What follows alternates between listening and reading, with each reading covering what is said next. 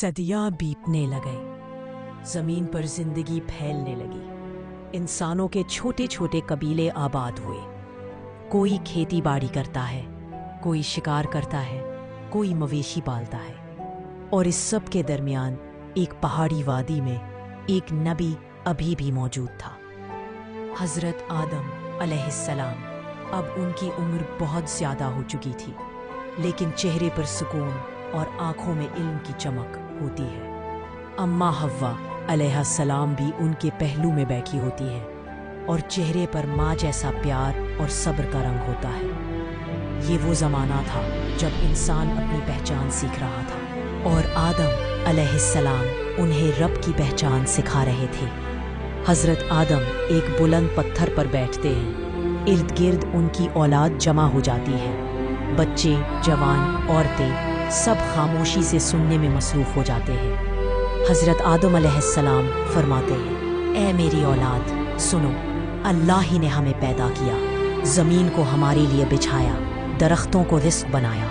अगर तुम शुक्रगुजार रहोगे तो ये ज़मीन तुम्हें रहमत देती रहेगी। फिर आदम अलैहिस्सलाम ज़मीन पर बैठकर खेती बाड़ी का तरीका बताते हैं, पानी की सिमत दिखाते हैं, आग जलाने, मट्टी से बर्तन बनाने और जानवरों की देखभाल की तालीम वगैरह। ये इंसानियत की पहली दर्सगाह थी और उस्ताद थे आदम अलैहिस्सलाम, जिन्हें अल्लाह ने खुद इल्म अता किया था।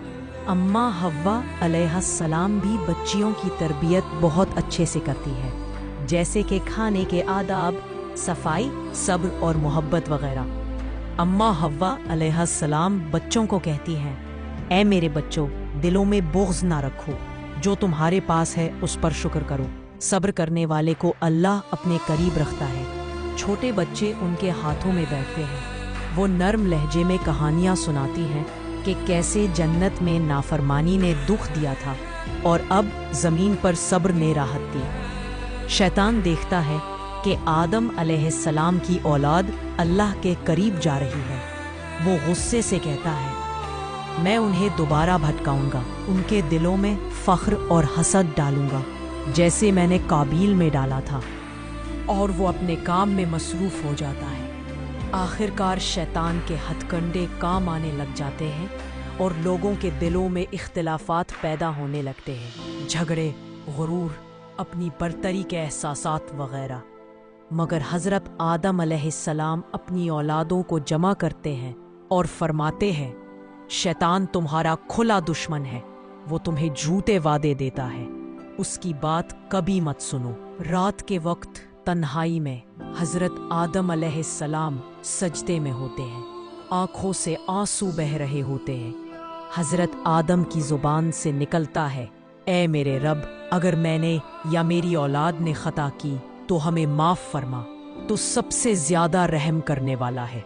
उम्मा हव्वा खामोशी से करीब आकर उनके कंधे पर हाथ रखती हैं और कहती है, अल्लाह ने हमें तौबा सिखाई, यही सबसे बड़ी नेमत है। यूं आदम अलैहिस्सलाम ने इंसान को सिखाया कि गुनाह के बाद भी उम्मीद ख़त्म नहीं होती, क्योंकि तौबा दरे रहमत की कुंजी है। हज़रत आदम अलैहिस्सलाम आसमान की तरफ देखते हैं, उनकी आंखों में नूर झलक रहा होता है। हज़रत आदम अपनी औलाद से फरमाते हैं, अल्लाह तुम में से नबी भेजेगा, वो तुम्हें सीधा रास्ता दिखाएंगे, हक़ व बातिल में फ़र्क बताएंगे।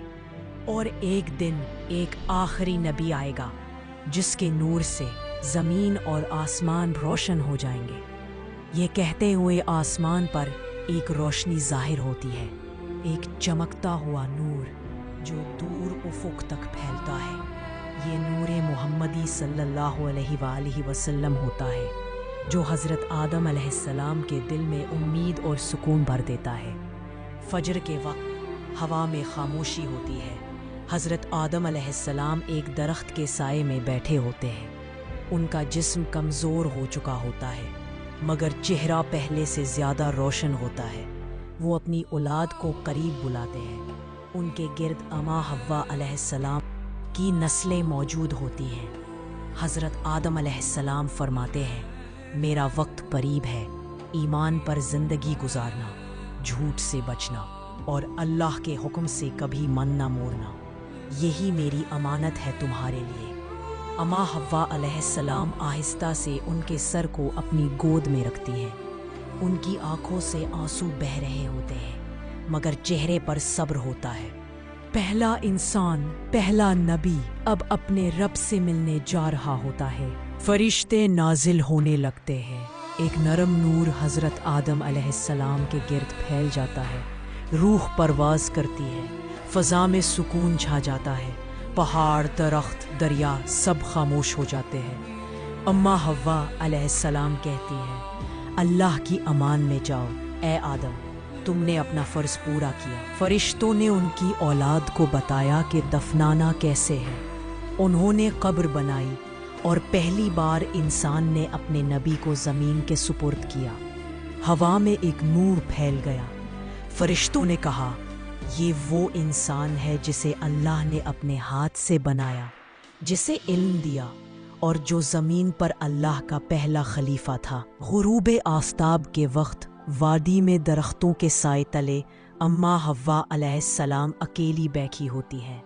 وہ آسمان کی طرف دیکھتی ہے اور آہستہ کہتی ہے، میرے آدم، ہم دوبارہ ملیں گے، جہاں نہ جدائی ہوگی، نہ دکھ، نہ موت۔ ان کی آنکھوں سے آنسو گرتے ہیں، پھر وہ بھی دعا میں مشغول ہو جاتی ہے۔ نسل انسانی بڑھتی ہے، وقت بدلتا ہے، بچے کھیلتے ہیں، نوجوان کھیتی کرتے ہیں، رات کو لوگ اللہ کی بندگی کرتے ہیں۔ آدم علیہ السلام چلے گئے مگر ان کی تعلیمات باقی رہی۔ علم، ایمان، صبر، شکر انسانیت کی بنیاد ہے۔ یہ سلسلہ ابھی ختم نہیں ہوگا کیونکہ ابھی تو داستان ازل کا آغاز ہوا ہے۔ دیکھتے رہیے داستان ازل۔